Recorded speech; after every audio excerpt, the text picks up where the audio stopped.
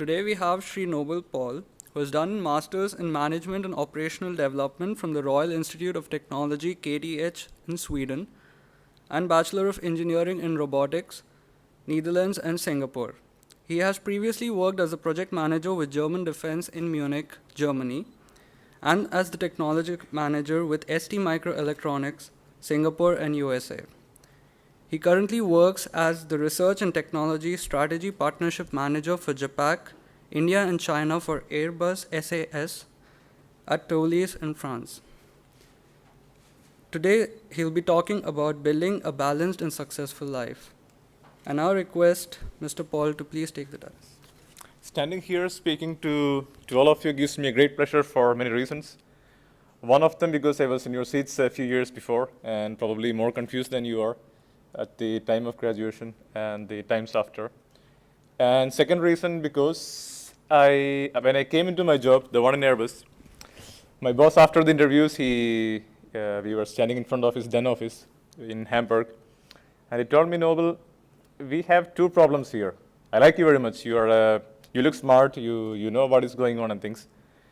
And the problem that we have is all the other guys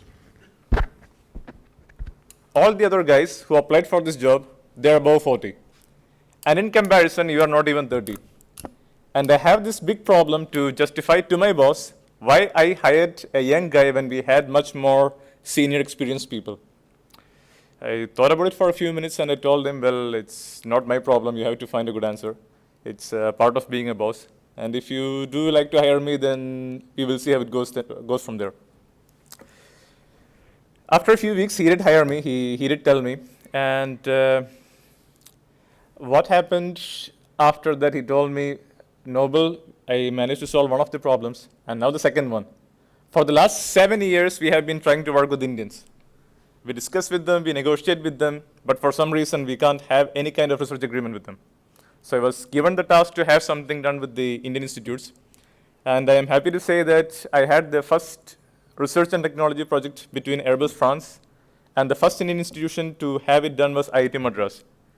It was done in the Department of Humanities for Professor Stellarajan. And the success is not only limited by the fact that it was possible, but also by the fact that it was a four-way project between Airbus, Innovation Works, and Bauhaus Luftfahrt, the German research agreement. So it gives me, I'm happy to be here to speak to you, to give the overview for all the students who are interested. And before I go into the details, I am curious to know how many of you are in the last year, by a raise of hands, okay? Any graduates who finished studies, alumni? Not, so I take the rest of you are second year, third year, and so on. Anybody else who doesn't fit into this? Good. So one of the reasons why I am speaking to you today is I am pretty sure in an institution like IIT, like most of the other good elite institutions, you are given the training how to make the best of interviews. And then there is a placement figure, and you start in a company where you start again from scratch, and nobody tells you how to take it from there. And quite often I find there are many students who were good in school who has a terrible experience in their career. And I see time and time often good friends of mine who were univocally seen as capable. They get depressed, they get burned out in the next 5-10 years. And I have seen a lot of them to understand the problems are inherently the same. And I'm here to share some of my observations. And I hope that many of you will have some good experiences from it. You learn something. And the key thing for this talk is at the end of the day, you will learn something more. So if there is something that is not clear, feel free to stop me and say, I didn't get it. Please explain it once more. Because at the end of the day, you should know something more. That's the basic thing. So we will take a look at a few of the topics. As I did mention, why are some people more successful than others? What do I need to be successful? How do I choose the career best suited for me? Once I have a good job, how do I manage the finance? And I will also speak of a few countries, which I have learned that many of you are curious to know about, how things work in different places, which countries are suited for what, and so on. And I also have a list of things that I would like all of you to take away and try to use it in your life. So as your classmate mentioned, this is a brief biography of where I was. I finished my bachelor's in robotics, and then I had some different experiences all over the world. The picture shown here is only to highlight one thing. All the graduates, all the friends, all the new hires that I have seen, they were equally clueless. It doesn't mean that one of the graduates from India has one set of problems and the one guy from Sweden, he is better off. Each of the graduates, every single one of them, they didn't know how to make a good career. They knew how to be good in the interviews, they were good in academics, they were reasonably smart, but they were totally clueless when it came to career. And this picture should demonstrate it's not a problem faced by a single country or a single education, but it's a full worldwide problem. And still it's not addressed by many of the academics. And I hope that all of you have a better understanding after this talk.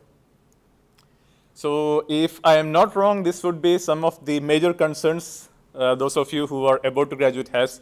What do I do with my life? Why did I come to this course? Did I make a right choice? Why is he better than me? Would I have a good job? And so on. Anything serious that I missed? Seems not. And quite often, especially in India, when we speak of success, we always say, well, it's the money. This guy makes much more than you do, so he's more successful than you. That's the basic benchmark. And we quite often forget there are much important aspects in life which we learn of quite some time later. You would be quite curious, or you would be quite, how shall I say, surprised to find guys who work in consulting who makes enormous amount of money quitting their jobs after a couple of years. And it would be stupid to think the guy is more stupid than you. The reason is he found career development is something good, but he had to pay the price with some of the other things. It could be the health, it could be his family, it could be his social life, it could be something else. So even as we speak of career, I want you to keep in mind, career is not the only success determining factor. There are a lot of other factors which becomes evident once you lose it, not when you have it. So this is something that you learn as you progress more in life, but try to keep it in mind. With this in mind, we move on. I have always thought about why are some people more successful than others? When you're in a school, in a university, it's quite easy to think. The guy is more intelligent, he knows how to speak with the teachers like him. But when it comes to a real corporate world, things start to be a bit different. And I discovered that the Harvard Business School, they had done an enormously good job. They had made this one of their biggest studies, and the problem that they had was quite simple. In a class of 100, 3 guys made 10 times the combined income of the other 97. And this, by any level of statistics, any normal mathematics, doesn't make any sense. And for you to make it a bit more understandable, if I assume the class size to be about 30, one guy makes 10 times the salary of the other 29 combined. And why does this guy be able to make it? So the first thing that comes to mind, talent. This guy could be talented. It could be that his parents are well endowed, he had a good start. It could be that he was a bit lucky. Well, these are all the factors that one could think of. What they discovered was something else, now that we are on the topic of talent. How many of you have read the book Talent is Overrated? None of you? So I have some good news for you. Somebody has proved, I forgot the author's name, he proved that there is nothing called talent. Whether you see Sachin good in cricket or Einstein being good in physics, it's because only the result of the amount of effort he put in. And it also says that there's a magic number 10,000 hours. So if you practice something, not just you repeat it, if you practice something well for 10,000 hours, you could be an expert in a field. So take out the notion of talent being a differentiation factor. So we are again where we started. And any guesses why this guy is better than the others? Skill, if we keep it in the family of talent, it comes together, so it's not what they discovered.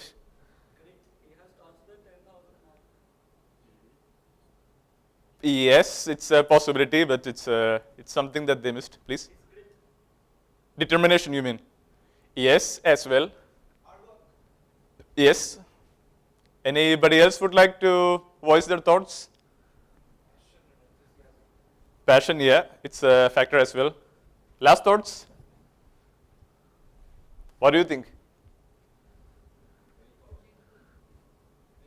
education, keeping in mind, dedication, all of them are in the same class. They had the same teachers, they have the same branch. To be admitted to Harvard, you have to be reasonably intelligent. You have the same kind of ecosystem.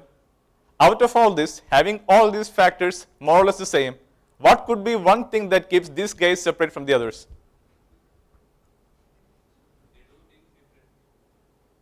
Who was that? Yeah, yes, okay. It's almost there, what the guys found out. Yeah, as well, different kind of personality, yes. Okay. What they found was, these three people, they had clear, concise, written goals. And one might think, how does writing down a goal make much of a difference? As one of you mentioned, passion, interest, dedication, hard work. All this is combined into this fact. When you really have an ambition to do something well, it should mean that you should know what is your interest. You should know what is your personality. It should mean that you have a good understanding of your likes and dislikes, where you would be and so on. And the moment you write down your goals, it gives a direction in your life. And this again gives a reference point to see, have you deviated a bit? Do I need to change something and so on? And they also found a few other interesting things. Everybody was ambitious, it's Harvard of course, and they found 16% of them has a good dream. They have a goal, but they don't write it down. And the 4%, they write down their goals, but they don't review it. 1% of them doesn't review it.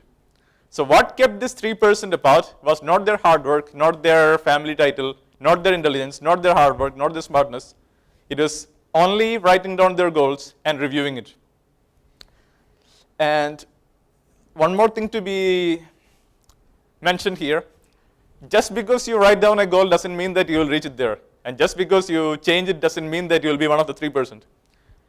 The key thing here is to know what you want to be. I am guessing, anybody who wants to be an astronaut? No?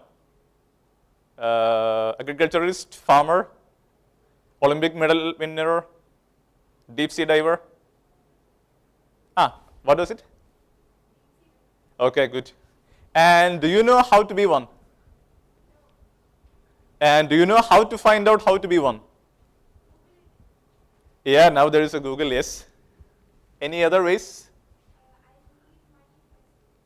Money, yes. Imagine somebody sponsored you or you won a lottery, and then what would you do? You would find a trainer, yes. And do you know where to find one? Yeah, you'll Google it again, yes. It's a good possibility, yes. The most important aspect is not to have one big dream. I will be something by in 20 years. The most important thing is to know how to get there, who to ask, how do you find it? Do I need a certain level of fitness? How much money do I need? Because when you have a vague idea, it always takes you out. If you know you should be able to run 10 kilometers, I should have this much of money, I should have this much of fitness. That's when the ideas become tangible. And the time scale also comes shorter. Rather than thinking in 20 years, 10 years, 5 years, you start to think in days or weeks. And that's when you can really have a plan and then to see where you are. Keep this in mind, and I have just shown you the secret of being wildly successful in life. In spite of doing all this, I am not here to tell you that you will be amazingly great. You can see here that there are a lot of other factors which also comes into picture, and these are not to be denied. But the moment you have a plan, you write it down, you have the first step. As the Germans say, the first step is the best step, the most important step. And I will tell you, if you have a dream, and if you don't stick to the herds, the shapes, and your peers, every single one of you will do their best to make sure you don't do it.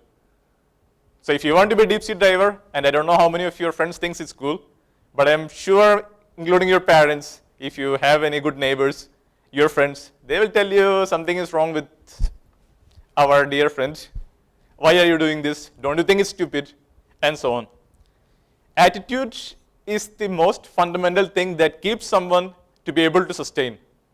Bad things will keep on happening in life.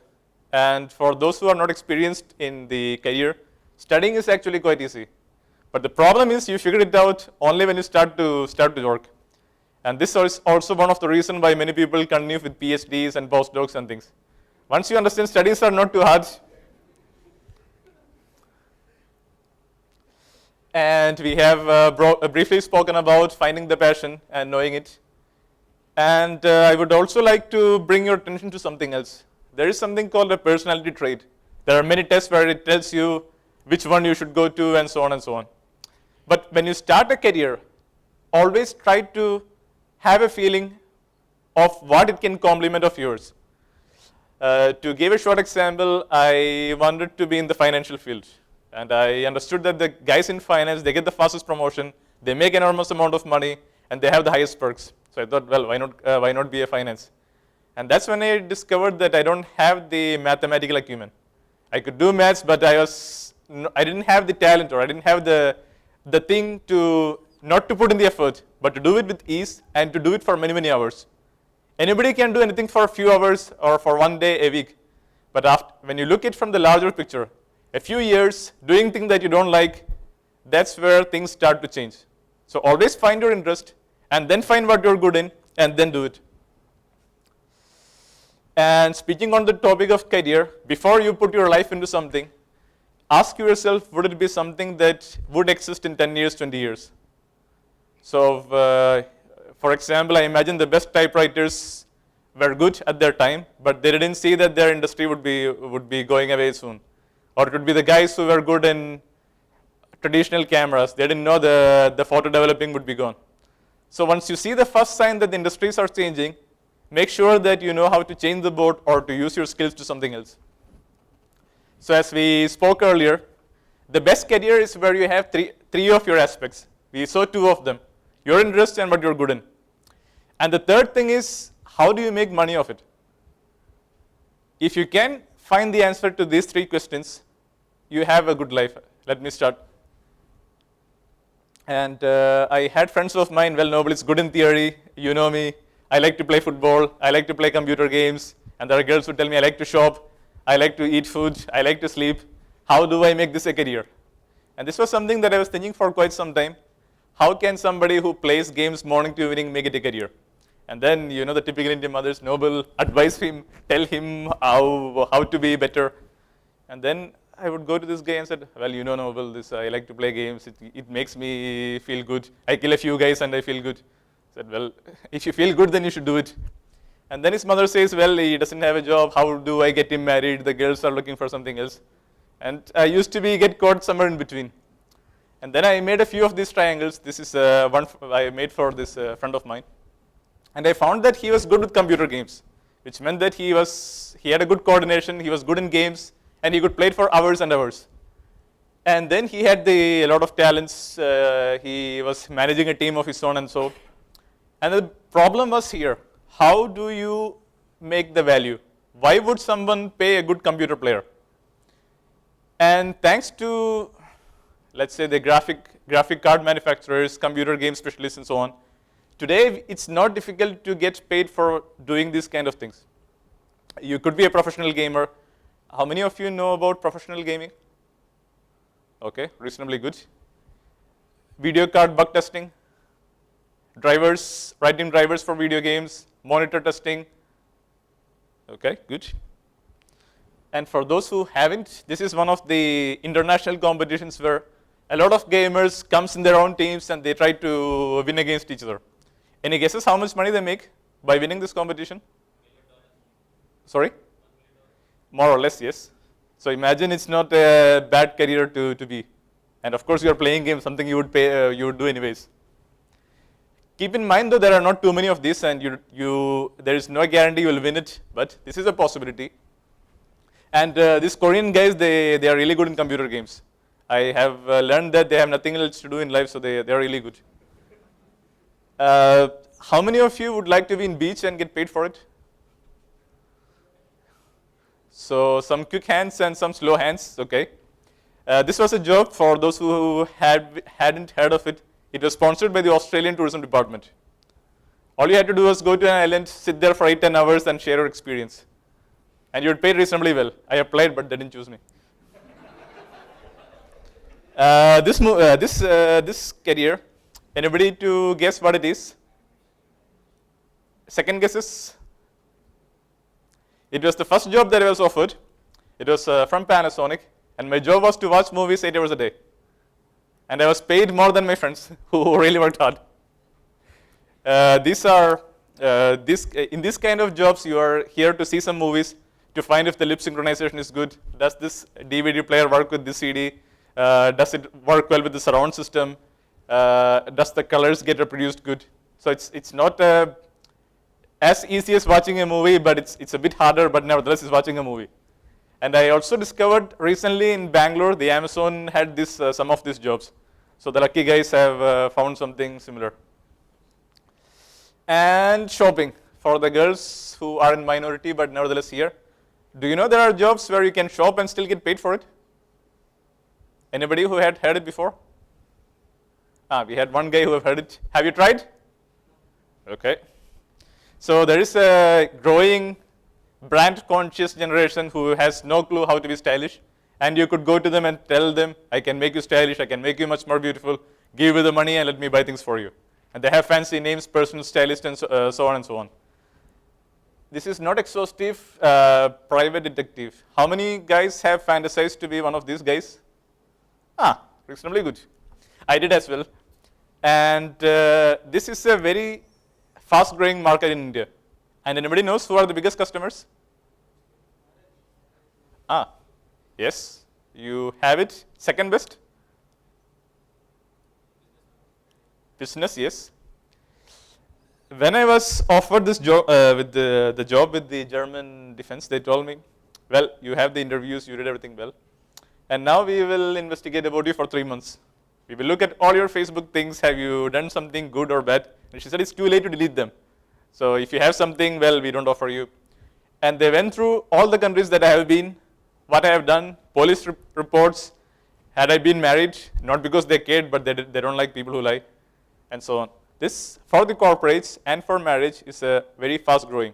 And also for the universities. When you make an application, they usually send somebody to check your credentials. And especially in India, where you can't do it online, this is something very interesting. And I'm sure many people would do it for free, but you can still make some money. Money by sleeping. Is it possible? Yeah? Why would somebody pay you for sleeping? Yes. And? Yes. Sleeping pills, yes. To test them, yes. Somebody has to test it. Anybody else? Yes, sir. Bed comfort, yeah. Any other guesses?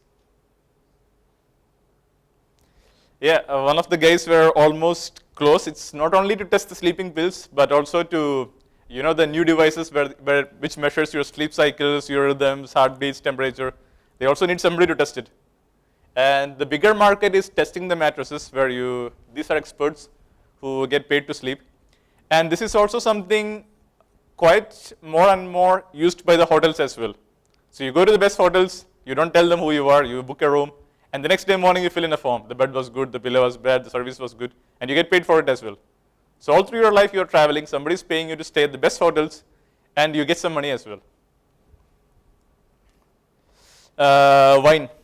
How many of you like alcohol? You don't have to be public, okay. These are jobs in France where you test the wine, you drink the wine, you look at the quality of grapes, and I think, that's in Germany. For those who doesn't know, Munich is the best place if you like beer, and they make beer in Germany, and it's really, really good. And they also need somebody to test the quality. And if you're a seasoned wine or a beer expert, there are companies and people who will really pay you. And of course, the downside is you cannot have spicy food. You should always maintain your health, because all this affects your taste. And also, there are hotels. When I was studying, I was in Raffles Hotel, where they would be serving the wines. There would be some customers who say, no, this wine has something wrong. And who do they call? One of these guys. He comes, sits with them, drinks, and they say, no, the wine is fine. And they have to find a solution. So there are many of these opportunities which one doesn't think about. And there is something which I'm sure most of you know, social media management. If you like Facebook and Twitter, why not write something and get paid for it? And my sister, she had some of these jobs as well. And the guys who live in the theme park, of course, somebody has to test the waters to see if the pipes are safe, the quality is good, the fishes are fed. So imagine living in a fantasy park, doing everything you like, and you still make some money. And most of them, it's not some money, they pay really well. So I hope I have started to give you a picture of possible new avenues. So you're not limited to being a doctor or an engineer, but there are a lot of other things you can do as well and make some money. And I knew friends of mine who was really good in talking, but he didn't want to study hard enough to become a lawyer. And any guesses what he became professionally? Yes, he could have, but he didn't know a lot of facts, so he was not that intelligent. Sorry? Call center, yeah, he thought it was not too high standards, so he didn't apply. But I'm sure he would have found something there. Last guesses? Radio talking, yeah. I don't know if he would have made it there, but what he found was an insurance company who had to negotiate the prices. So imagine your car hits some guy, or his car. And he was there to speak to both the guys and bring the prices down. And his commission was the money that he saved. And he made a lot of money. It was 10 years ago, he had the best speaker system I could ever dream of. And he would get a phone, there is an accident in this place, he goes there, he goes to this guy's home, he goes to that guy's home, he makes both of them feel good, and he gets the money. There are many possibilities. So try to open your mind to say, ask only the question, who would pay for it and why would they pay for it? Moving on, entrepreneurship, I know you have a very good lab here. The Indian condition have changed. 5-10 years ago, your parents would be, I think still the parents would be the same, but your friends would think you're crazy if you want to do something good. But recently there has been some positive changes, and it's seen as something possible, sign of your maturity, the possibilities and so on. But there is something which is quite often not mentioned when you hear the stories of many glamour billionaires, millionaires. The success rate is about, I think, 80%. The failure rate is 80% in the first 2 years. So which means to survive, you have to be in this 20%. And to be really good, you have to be in the less than 1%, much, much lesser. So it's something that I would say, well, try it when you can. And there are some things which works in your favor, some which doesn't. But also be mindful of the possibilities of failure. Not to demotivate you, but not to be taken by surprise. Moving on, for those who are not so risk embracing, we have to find a job somewhere. And I'm not going to tell you how to answer what is your strength, what is your weaknesses, and so on. But I'm trying to show you the perspective of trying to think, why does somebody hire you? And many people tell me, nobody he gave me a job, but he paid me less salary. Or it's far from my home. Or I don't know where to stay. When somebody hires you, it's only for one thing. They have a problem, they need a solution, and you're the solution. Come with this thought in mind, what could be the real problem, what are they not telling you, how can you really fit in there, and so on. So don't try to see it only from your perspective, how much money can I make, how much good the life would be, and so on. Keep this in mind, back of your mind. And there are always some traits which they look for. I've been on both sides of the table quite in many circumstances, so I know. The biggest thing that they look for today is being a team player. And it's not and quite often the graduates who have been, I wouldn't say pampered, but enjoyed the freedom of being the best in class, they come there and they come with the thought, I will change the company in 10 months. And quite often they are fired in 10 months. It's not because they are not capable, but because they are too capable. And imagine a group of 20 people who has been there for many years, and one smart guy comes in and tries to change them. That's what happens. Some of the things that have changed, the multitasking. When I used to go for job interviews in 2003, if you didn't mention this term multitasking, you wouldn't be hired. And today if you mention it, you are not likely to be. And the reason is not because the corporates have changed, but somebody have discovered that doing many things at the same time can actually be worse. So there are always some traits. We have seen attitude, knowledge, interest, teamwork, and confidence. I think it will come a bit later, so. Differentiation among peers. You have friends in your class. How many of you doesn't? Or how many of you has? Few hands, yeah. He will be your enemy when you go for an interview. You are trying to prove you're better than him and he's not as good as you. And that's how you get hired. And telling that you're better than him doesn't really add any value, so you have to find ways to differentiate. And some of the examples could be, you have done a good project, you had some good results, you have worked part-time, you have some paper presentations, you volunteered. So always try to differentiate with what you can. And always remember to bring these documents. I've seen many guys who come for the interview and he asked me, do you have a printer where I can print my results? I told him, no, well, I don't have it. And also be very, very prepared. When you apply for a company, try to know as much as possible about this company. And they want to know, at least to hear somebody was interested in them. I interviewed a guy who was to be my assistant, and he told me, if you give me an office in Thailand, I can come and work for you. This was the kind of attitude that some people who I wanted to hire, of course I didn't hire him, but there are also extremes where you have to be, what I would say, be normal. You're always there to help the guy to finish his problem, not to make yourself good, which is also possible. But first thing, keep the guy happy or keep your boss happy. Questions, which is what I learn always from the HR people. Beautiful girls, so you have to always speak to them. And they always tell me, Noble, we had an interview for 5 hours, and I asked the guy, do you have any questions? And he said, no, I don't have any. And then he said, are you sure you don't have any questions? And then the guy said, yeah, well, it's okay. And then he goes. And they always tell me, the questions that the guy asks is an indication of few things. He understood what he's supposed to do. He's confident enough to ask some questions, and he's actually interested. And I have seen many cases where not asking questions have got people fired, not hired. And just because you have to ask some question, you don't have to ask, but have some things in mind which you are to be capable of to be asked. And questions are also an indication of you consider something seriously. And you are not there only to help the guy, but also to develop yourself. So ask your questions, the concerns that you have, if there is any, and try to clarify them and the result. And it gives you a good point as well. Honesty. Honesty is a soft, tricky subject when it comes for interviews. Being too honest can cost you something, and not being honest can cost you as well. To give an example, we had our Airbus interview 4 years ago, and we finished a lot of rounds of tests. We were in the beginning about 7,000 people. They brought it down to 200 from the telephone interviews, from the online testing, from this. And 200 of us were put in a hotel. And they told us, out of 200, you will choose 60. And to make life even more difficult, they said, you are here for 24 hours. You will know the results by tomorrow 6 p.m. And they made a team of 4. They said, out of 4, we will choose one of you. And as usual, there was a guy who was extremely honest, and he came and told the guy who did the interviews, I don't like the company. And you don't have to guess what happened to him.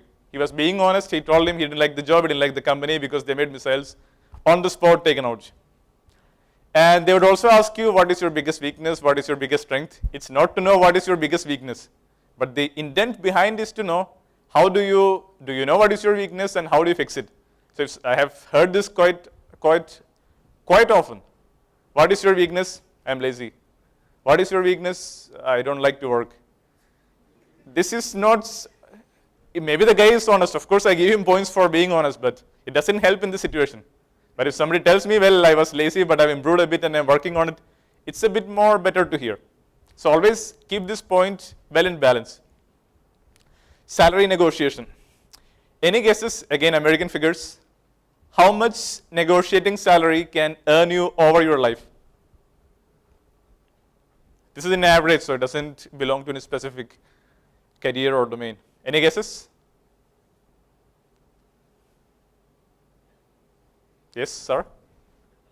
100,000, yes. We have a good placeholder. Anybody else? It's just a number, pick it.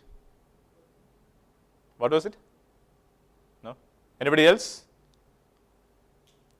600,000 US dollars over 20 years. And what can you do with $600,000? Yeah, yacht, house, a lot of things. And the only thing he did different was to negotiate his salary.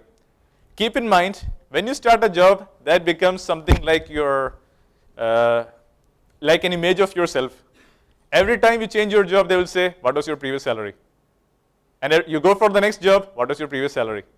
And even the slightest advantage here, it gets carried over.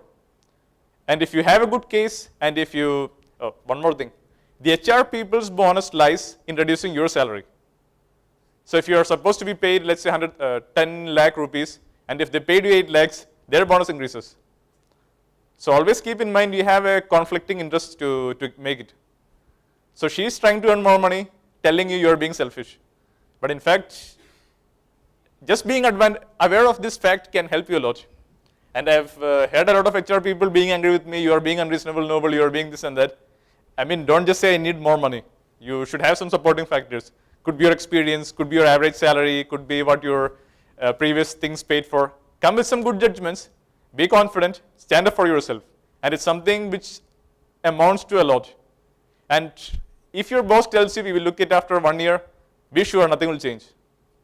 The moment he hires you, that's when your salary can be negotiated. Once you are fixed, I don't have a budget. Or this guy is older than you. He has been working harder. It's a case closed. Always negotiate when you have a contract and before you enter. And there's also a saying which goes something in the lines of the expert from afar. It's a German thing, so I'm trying to translate. The unfamiliar people are treated well, which means before you are hired, they have a picture of you. And if you're hired, it means it's a positive picture. And when you negotiate there, it's seen as, oh, perhaps we underevaluated the guy. Maybe he's even better than we expected. So let's do it. After 1 year, then you inside out. And they always can have 100 reasons why you should be paid less. Keep this in mind. Do your best to negotiate salary, not just by doing it, but with good, reasonable arguments. Job offers. How many of you have chosen a job in the past? One guy, 2, 3, 4, 5, okay. I have a question for you. Which of these would you choose?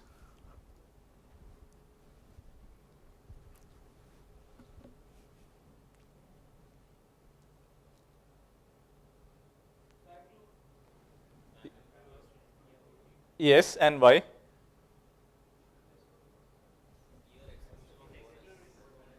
Excluding bonus, okay. Sorry?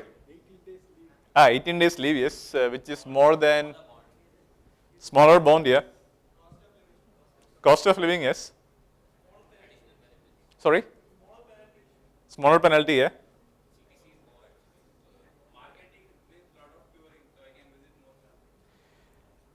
By domain, yes. But if your boss wants to travel, who do you think will travel, you or your boss? It's something to be kept in mind. I'm not saying it will always be the case, but there is always a mismatch. But it's a good point, yeah. Yeah, good. Anything else? So while you're on it, you get one more offer. And now,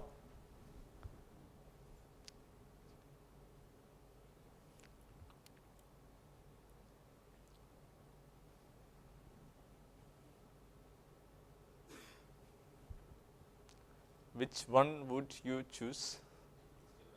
Still Bangalore? Anybody with a changed mind? Sir? Bangalore? Germany? Okay, why? Good observation, yes. Anybody else?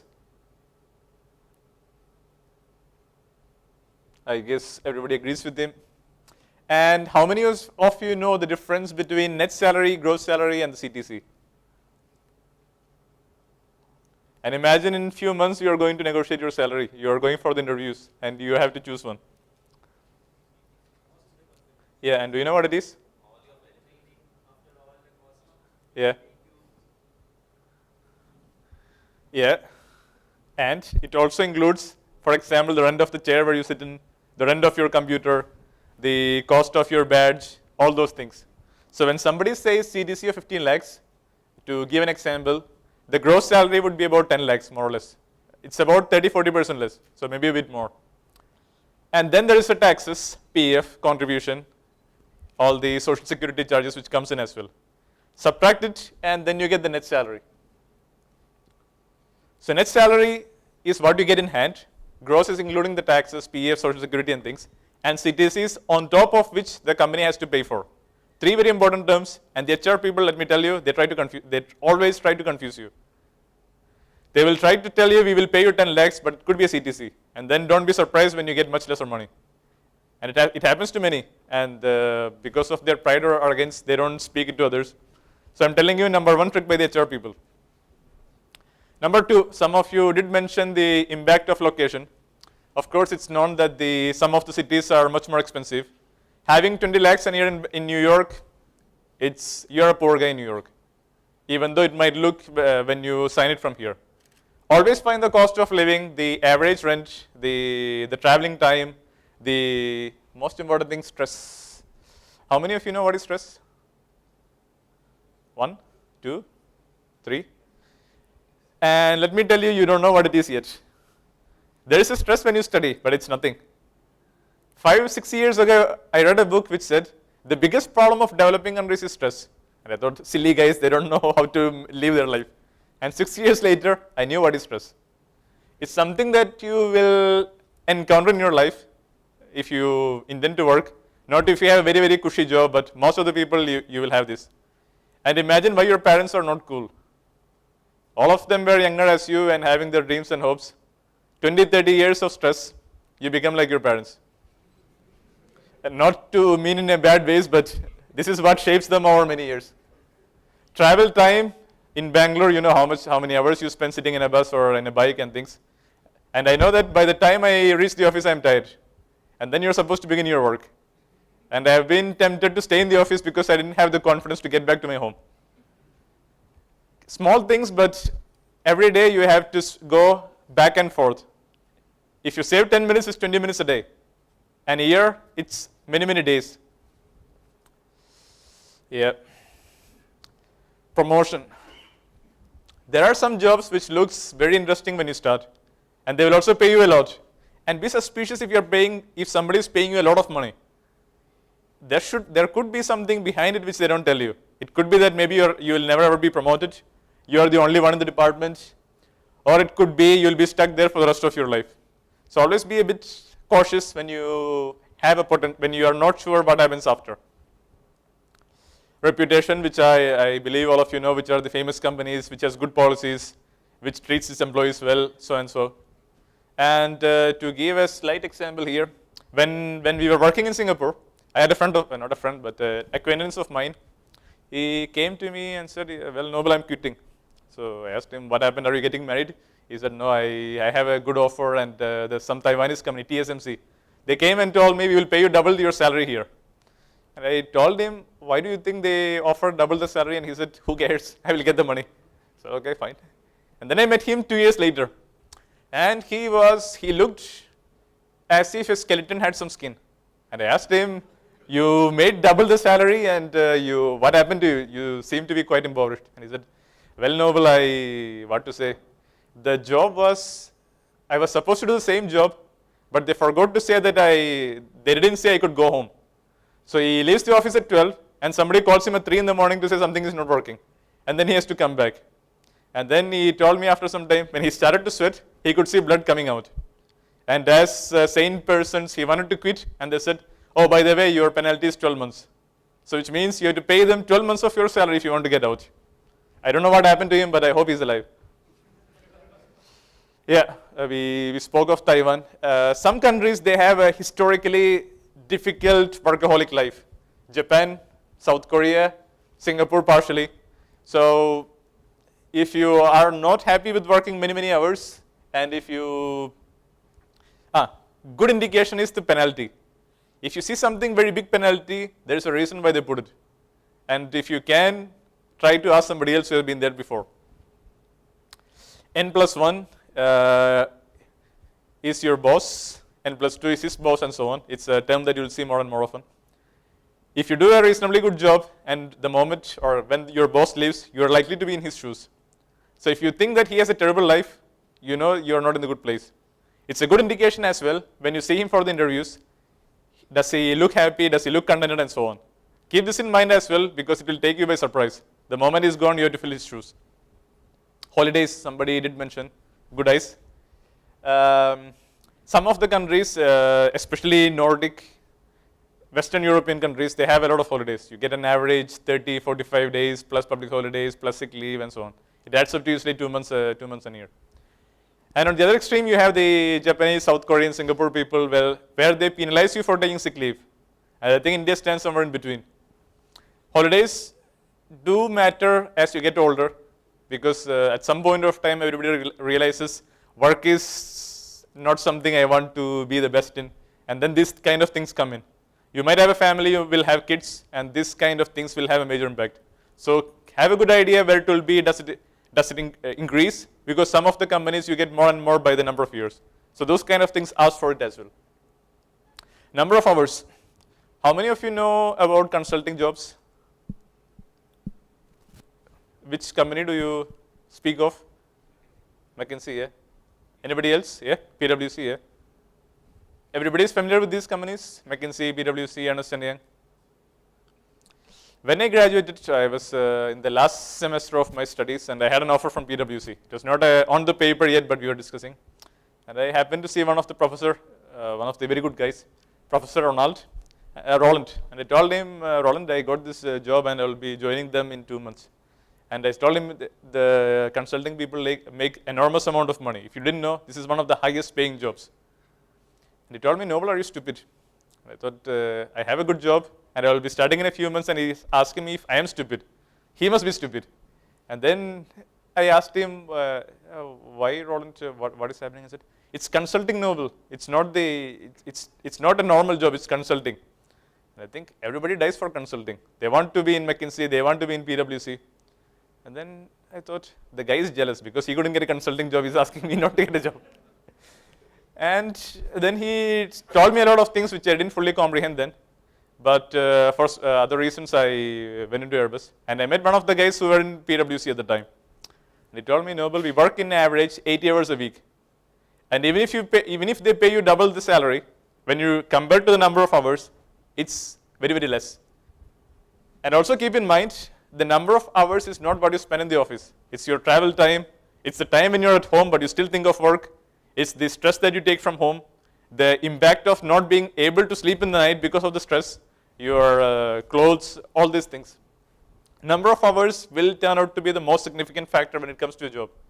I'm not saying don't be a consultant, but keep in mind all the lucrative jobs have a catch, and nobody will tell it to you. Because once you get into McKinsey, you don't want to say it's not a good things. And after 2-3 years, they say, well, I had a new calling and I found that my interests are not exactly here. They get out of the industry. And also in consulting, it's like a pyramid. Every 2 years, you either have to be promoted or you're out. So it's very competitive. And because of this, the people, I wouldn't say slave, but they put a lot of effort. Contribution is something that I didn't care when I was young. I still don't care. But for those of you who will be older and intend to make a good career, all these little things that you add in today will make a significant impact when you're older. So if you start to think of pension and healthcare when you're 60, it's already too late. So if the company says we will give you a lot of pension, it's a good indication to work with them over a long time. Additional benefits, some of you did mention bonus and so on. And there are actually few types of them. And no two few bonuses are the same. Anybody knows the difference? Okay, summarizing, fixed means you'll get it for sure. Variable depends on your individual performance. And the last one is company performance. So imagine you work really hard to get some bonus and there's an economic problem. You get nothing. Of course, you get consoling words from the HR saying that you will get something in the next year. So when you get the contracts, always keep an eye out for these three terms. And quite often they don't write it as well. So ask them, what exactly do you mean? Talk of personal finance, because I also see a lot of people, they make a lot of money, but they are very poor. And I have been thinking quite a lot of time, why does this happen? It's not a secret because the guy spends all the money, it's as it is. One of the things when it comes to saving is, it's a good example where they shows the real effect of it. So assume most of you will start at 22, 24, you will start a job. And there's one guy who saves some money for 6 years. It's about 250 rupees a month. And then he leaves it as it is. And his dear friend who spent his time splurging on things, he saves for the next 30 years the same amount of money that he did for only 6 years. And you can see in the end, when they are 65, this guy has much more money. The rule of thumb when it comes to compound interest, 70 by the percent is when the money will double. 10% your money doubles every 7 years. Keep this in mind, try to save as early as possible because the value of saving the same money after a few years is a big difference. It's a good chance for you as well. And on this topic, it's exactly how the debts work as well. So imagine you have to pay the other way around. You take some money from the bank, the longer you pay it, you pay a lot of money. And credit card companies are very, let's say, capable in deceiving the people or not giving them the true picture to take your money. It's 2% a month. So it's 100 rupees, 2 rupees a month, 1000 rupees, 20 rupees. But it means every year you pay 24%, which means your debt doubles about 5 years. And this is why the credit card debts will never finish. And on top of it, they will add the processing fees, they will add this charge, that charge, and you can find a small amount becoming a large amount in a few months. And still most people, they don't even see it. So it's something you have to keep an eye out for. And debts, the biggest thing is the credit cards. Banks are reasonably well because they don't have the same level. And of course, borrowing the money, those kind of common things. If you borrow some money, keep it in mind, it's gone. It's usually, we say that what you give to your friends, you will never get back. So not only friends, family as well. So have some common sense. Try to keep it in mind what happens. I've seen a lot of my friends who have had their life completely destroyed. To give it short, the guy was studying with me. And then his mother, as with typical Indian mothers, our cousin is coming to study in Singapore, so why don't you be his guarantor? And the guy had a loan at the time, and he said, is it really necessary? And so on and so on. But he's the family, so he's your cousin, so you should do it. And I told him, don't do it because it will be a headache. And as in most cases, his mother was more important than me, so he signed for the contract. 6 months later, the guy was disappeared. And he also had some money which he owed to others, and he being the guarantor, he could never take any loans from Singapore ever again. It's something small, and by the time he paid, I think he paid almost 2.5 times what was owed. And once you have a blacklisted name, your interest is always higher. And in India as well, they have started the credit card ratings and so on. So keep in mind, debt has a big impact. Affordability. I have friends of mine who tells me my vacation is 4 lakhs for a period of 2 weeks. And the guy might be earning 20,000 rupees a month. And when you think of it logically, if you have to make so much of money, you have to work for almost 2 years. And you spend it in 2 weeks. And when it comes to decisions where you have to find the real impact, always try to make the money to the number of hours. How much time do you need to work to make this much of money? And then try to think, is it something worth it? Before we go to career, some of the other things as well. There is something called appreciating assets and depreciating liability. Anybody who knows what it is? Yeah. Yes, well said. So there are things which increases in value and some which decreases in value. So when you get money, always try to have this idea in mind. It's not the same buying a house or a car for 10 lakhs. One going up, one which goes down. So we have taken a quick look at the personal finance. Once you have a taste of it, you will know what I meant exactly. And moving on to career, you have a good job, you make some money, you're saving it a bit. This guy would be your, I would say, your killer, your nurturer, or your best friend. And I can tell you, bosses are the single most important factor for somebody staying in a career. And I have friends who quit not only me, I know many people who quit their jobs because their bosses were bad. And it's also a question of talent, because if you're better than your boss, he knows that sooner or later he's going to be a headache. And they always find ways to keep you down or to make you feel bad about yourself. And it's quite easy to find faults when you're above somebody. Keep this in mind. If you have to choose between 2 jobs and you think everything is exactly the same, see which of the bosses are good. Politics. I'm not speaking of the government. Sorry?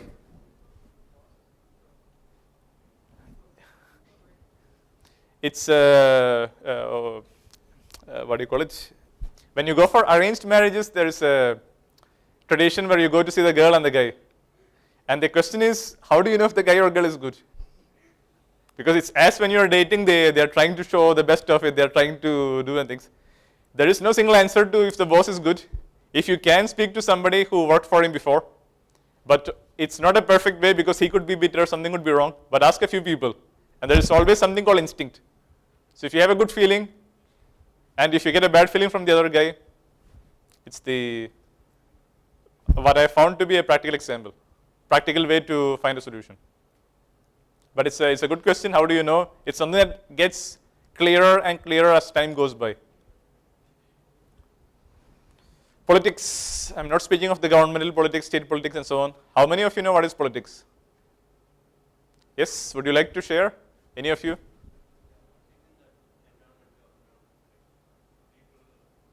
Yeah. Yeah.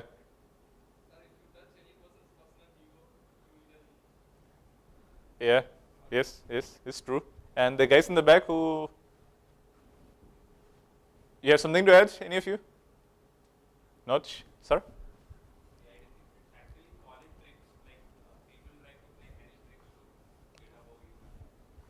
Yeah. I didn't know what was politics, to be honest, at your age. But I had a manager, a mentor of mine, who always used to tell me, Noble, there will be politics, there will be politics. And I was thinking, this guy he didn't know how to make the career well. What I had in mind was, you do your best, you work hard, you will get a promotion, it goes on and on and on. And in reality, it's not how it works.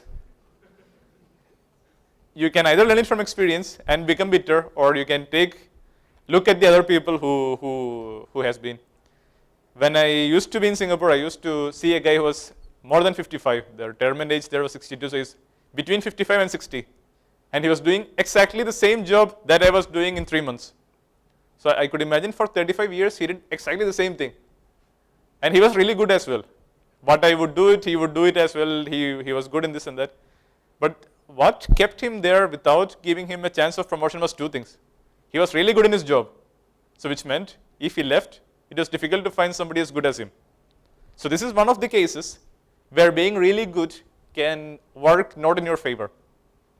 And especially the bosses, they have to look at a lot of factors. If he's gone, who will take this? If he's so good, why change him? Those kind of things work a lot. And in politics, to give a good example, what is politics? It's usually, imagine your father wants something and your mother wants something else. And who gets what in the end? Yeah,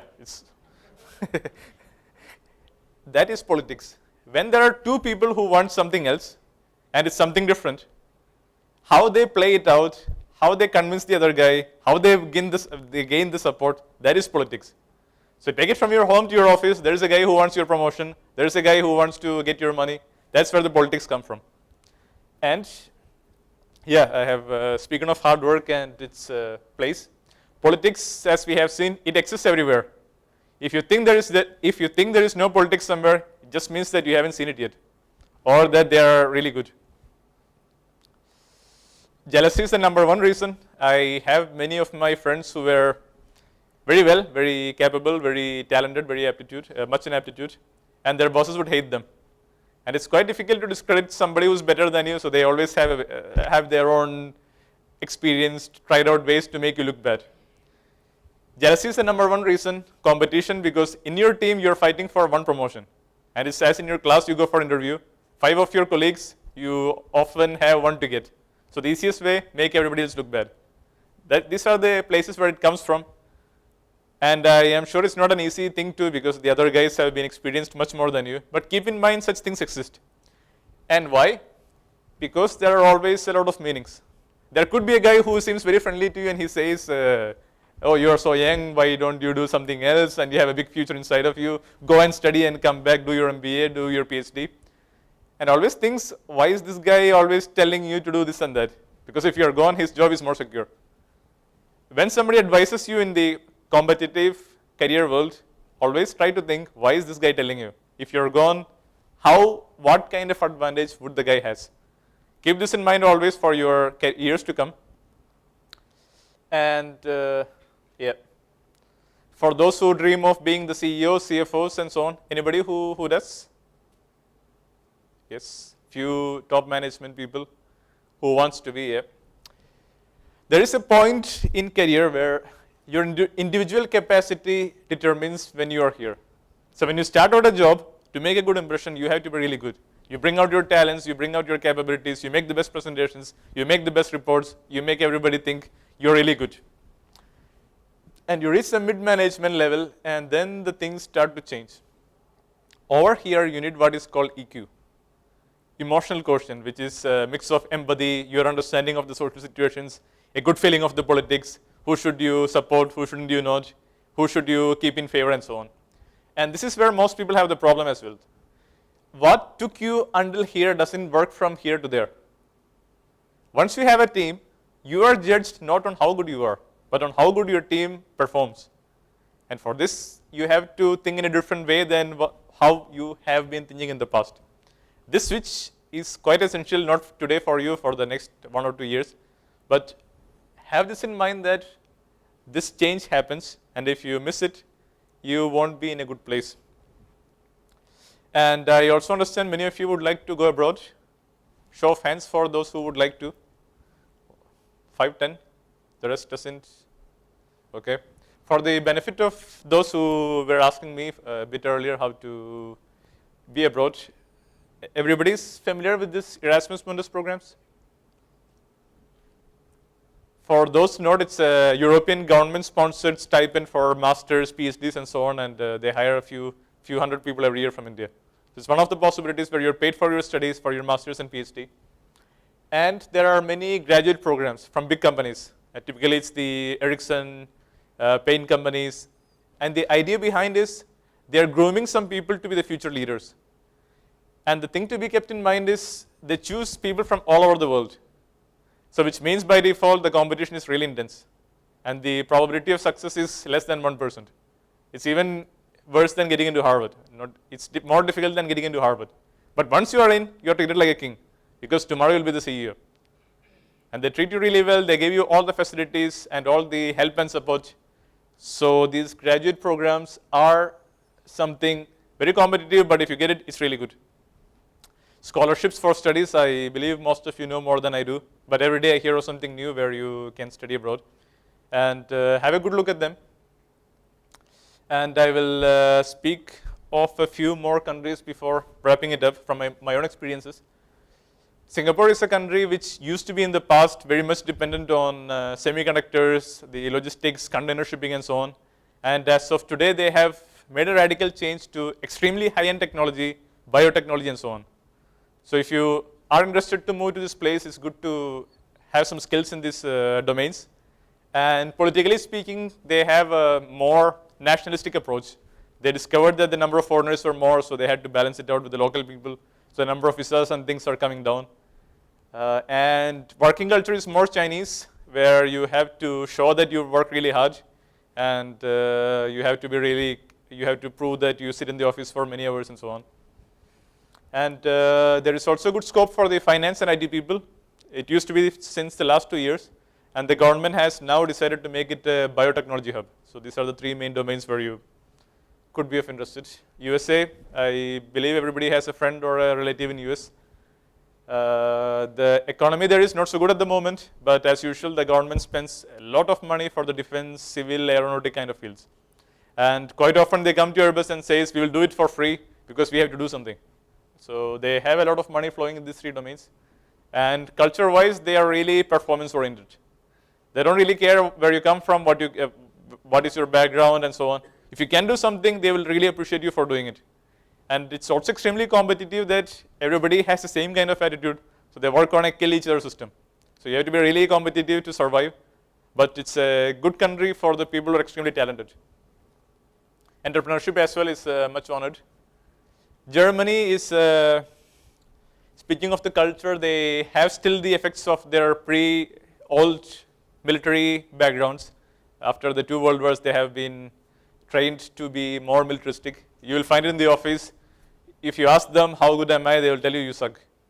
And in Germany, the rule of thumb is if nobody complains, you're doing a really good job. So that's a difference in their office culture.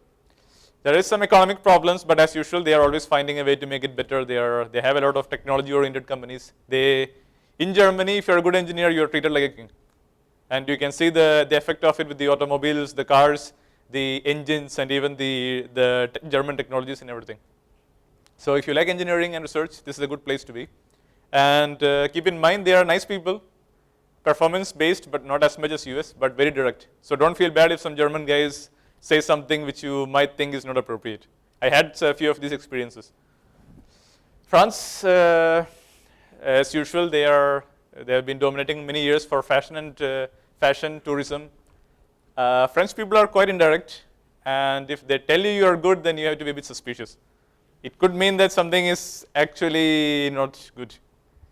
And in France, the lie is a lie only if you're caught, which means you have to be really careful when you interact with the French people because their definition of truth and lies are much different from what we have. There is some economic problems. I think they've had a big impact because a lot of automobile things moved out. Immigration has been still the major national issue. They have a lot of investments still in the aerospace, and this is where the future of Airbus will be in Toulouse. They are bringing everything together. It's a good place. They have a lot of unions, a bit less stronger than Germany, but they treat the people really well. The working hours are well regulated. The environment is good. They take care of your health and so on. It's a good place. And a summary of few things that I have learned over the past many years, so you don't have to repeat the same mistakes or learn it your own. First thing, life is short, and I am 29 this year, and I am still telling you life is really short, which means that you don't get a lot of chances to do what you really want to do. When you are young and single, everything is possible. The moment this equation changes, not only for the company, for you personally, your family, your friends, don't be sure that you can do this 5 years from now or 10 years from now. If you really want to do something, do it now. And to add to it, I knew one of the prominent banks in Singapore. They would only hire guys, not guys, but girls as well, who had little kids. And the secret was quite obvious. One of the HR, a lady, she told me, it's because, Noble, if you hire a single guy, he will say fuck you and he will leave. And if you have a guy with young kids, he will take all this and he will sit and think, what will I do when I reach home? My wife, my kids, and then he will hear it and he will go back to his office. So we only choose people who has little kids. So keep this in mind. Things change, and quite often these are not in the ways that you expect. Language, each language adds to you enormously. And in a globalized world, I don't have to add to you, I don't have to explain to you how much of the volume of trade, the immigration, the migration, the companies which comes here and there.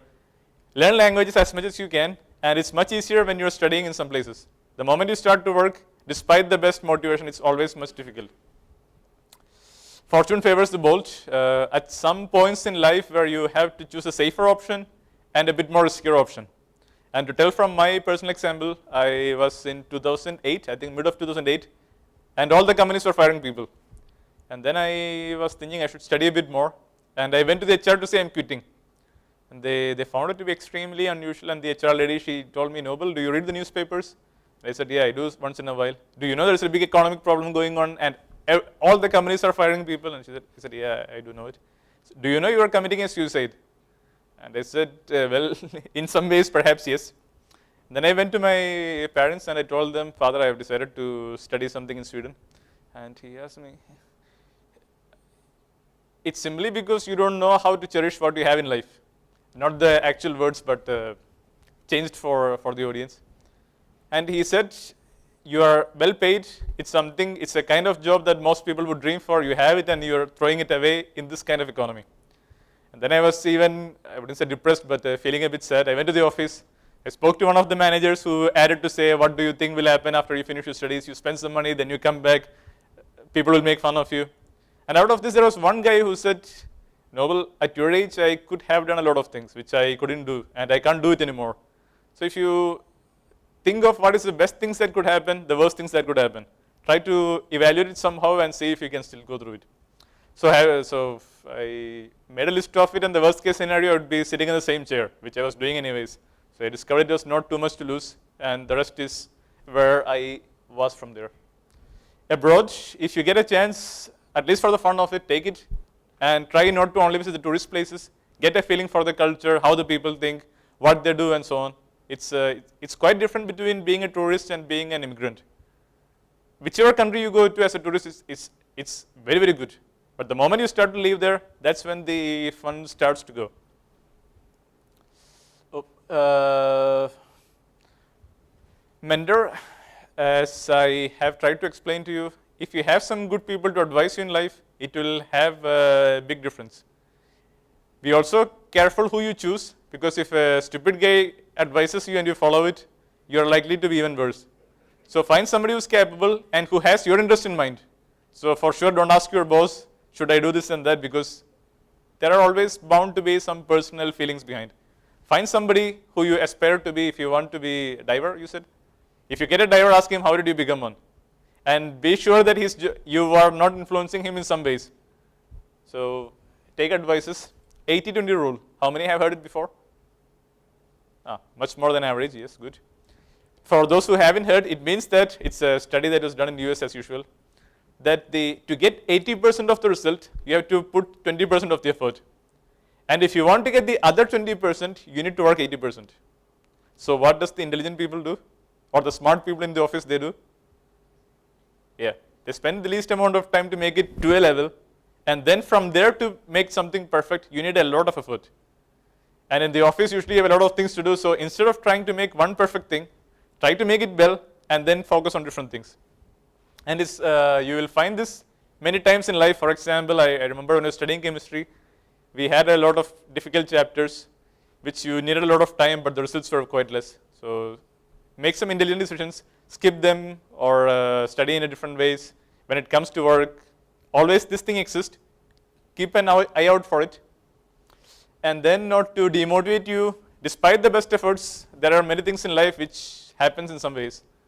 I have an argument with a friend of mine who believes strongly in self-effort.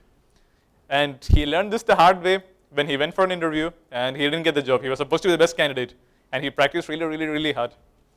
And we learned many months later that the guy had some accident on the way back, so he was in a bad mood, and this guy happened to be the first guy sitting there. So a lot of things in life are beyond our understanding, capabilities, and despite the best efforts, it may not happen. So don't feel bad. Once you did your best, if it doesn't happen, well, take it as it is. Don't brood over it. Don't get depressed. Don't spend time on it. Try to find what is the next best solution and go forward. As the Chinese says, life is a marathon, not a sprint.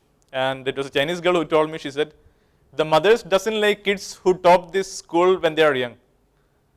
The essence behind is, if you're really good in the classes 1 to 5, you're very likely to be bad from 5 to 10. And if you're really good in the primary school, you'll be bad in secondary school, college, and so on. So they often try to find people who are above average, but not extremely good. And this is something I've seen in my life again and again after, probably even for you, the most intelligent, the most capable, as it was then in primary school or in secondary school, they are somewhere else. So quite often in life, don't try to finish everything in a short, fast step, but try to understand that this is a long way to go. It's a career which spans 20, 30 years. And definition of success, it's something that we all hear. Somebody else tells you, well, Anil Ambani is a successful guy, Tata is a successful guy. And, well, of course, they have a lot of financial capabilities, they made a lot of money, they did a good job. They are successful, yes.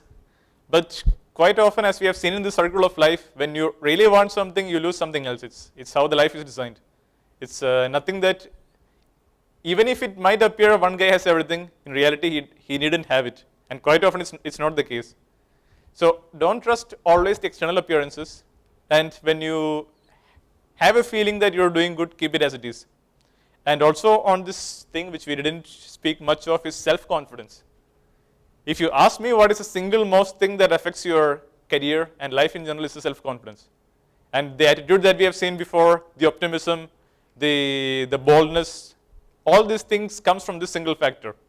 And then the next question is, how do I become self-confident? It's not something that you can think of and say, from tomorrow I'll be self-confident. It doesn't work in this way, but being mindful of it and understanding that it's something to be developed helps a lot. And self-confidence comes from self-worth, the feeling of self-worth. This is why you see the not very beautiful girls appearing to be extremely confident, because by their definition, they're extremely beautiful. And by somebody else's definition, it may not be the same. So there is always a feeling of self-worth which underlies a self-confidence. And to be self-worth, you have to know what you are. And to know what you are, you may not like it. I am not very good in the finance, I cannot do a lot of things. Instead of focusing on what you can't and trying to improve it, try to focus on what you are good and how you can make it better. As one of my German bosses said, trying to make up for all your weaknesses is not going to help you.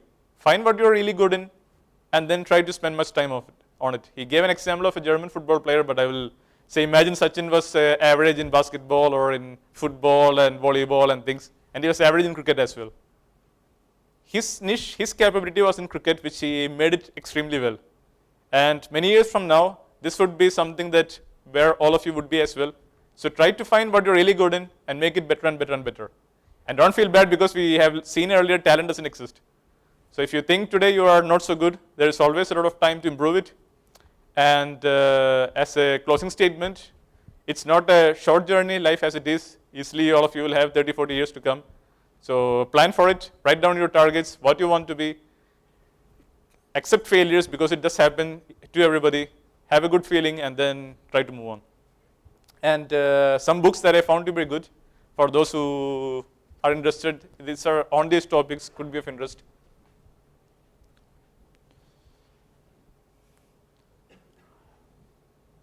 I recommend this book, Rich Dad and Poor Dad. Anybody who has read it here? Ah, good. It's about managing personal finances and so on. It's something that helps with to get a good perspective. 4-hour work week. How many of you have read it? Nobody? This one, 4-hour work week. How many of you here are lazy? It should be your Bible.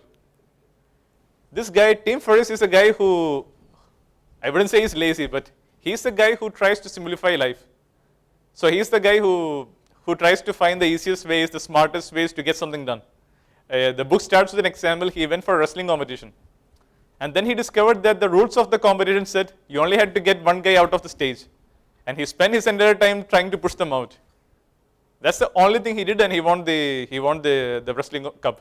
And from next year, everybody was trying to do the same thing. So you read his book, you will find how to make things very efficient in the least possible time. I read it a lot. He's a very capable guy, and he has also written a second book, 4-Hour Chef. The basic essence is how can you learn something in the shortest amount of time, whether it be dancing, cooking, and so on and so on. So for all the, I would say, more intelligent, lazy people, this is something quite good. Talent is overrated. We have spoken of it a bit earlier. Personal MBA. For those who want to study for MBA, but financially it could be difficult or you don't want to spend the time. This distills all the things that you learn. And the last one is the 5 Regrets of the Dying. Anybody here who has read it? It's written by an Australian palliative nurse who her job was to assist the people who are about to die. And she has collected, summarized the prominent things she saw all across the people. The very rich people, the very diligent people, the most talented people. And he found everybody had the same problems at the end of the life. And it was some of the things, one of the things she noticed, they were quite regretful, they felt bad, they didn't have the courage to do what they wanted to do and so on. So it's a book I would recommend for personal reading. It's also something I found very useful. And with this, we come to the end of our talk, and I would like to leave the session a few minutes for the questions and answers. Hello, who are your role models and whom do you follow? When I was young, it was Hrithik Roshan and somebody else. But at some point of time, you have to understand that the role models, there is a reason why you have a role model. And if you know why you like this guy or like this person, then you start to understand something beyond that. But I have always admired people with a lot of confidence and a lot of the bold people, the guys who do whatever they please. Not in the negative sense, but who has the courage. I don't remember the names of all of the people, but it keeps on changing. But I always try to find the reason why I like somebody than to follow a person blindly. So can you share any of your professional experiences in foreign countries that would be good or bad? Like in Professional experiences in? Foreign countries, I mean in a foreign work life. There are far too many to be said in a day. I mean that can be shared in this. If you have a theme, perhaps it would be much helpful. What would you like to know about? Ethics, like basically in work ethics, in that area. Work ethics? Yeah. Ethics in work. Or Okay, you mean the moral aspect of it? yeah, and also in like getting the like in the work in the sense getting the work done if you're short on your target or something like that. Work done for the target. I mean like your experience. No, I'm just trying to understand your question as clearly as possible. Like So you'd like to hear some examples focusing around, that's where I have the difficulty. if you mean of work ethics, as we have seen earlier, career is something that spans over many years. And at some points of time, we are faced with some choices. There's an easy choice, there's a smart choice, and there's a difficult choice. And quite often the right one is a difficult choice. Which means, for example, if you have seen somebody doing something bad or having the courage to say you did some mistakes, you having the ability to say you made something bad. I made a lot of mistakes for many reasons. And it's something natural, everybody makes mistake. And if you think some guy doesn't make any mistakes, it's only because he knows how to cover it up very well. And perhaps he blames it on somebody else as well. So don't feel bad when you have some mistakes, but how do you say it? Try to learn from it and then try to move on. Work-life balance. When I got this job, I only had one requirement to my boss. I told him I need work-life balance not on paper, but in reality. And at the moment, I have 5 countries to look after, which has its challenges. But the most important thing, as we have seen, is the 80-20 rule. So most of my work is to keep people happy, the government people, the national labs, the institutes, the universities, then our Airbus people, the politics, the lawyers. The lawyers are the most difficult. Then the CEO, CFOs, and so on. So what I try to do is to find what are the biggest problem with the biggest impact and try to solve it. And most of the other ones get solved by itself. If it's something really important, somebody will chase you. And if it's not very important, it will be forgotten over a course of weeks or months. So always focus on these very core things, and this always helps. So thank you for your attendance. Thank you, sir. It was very enlightening and interactive. I request our IR Secretary Rohit Kotari to present you with a moment. Thank you all.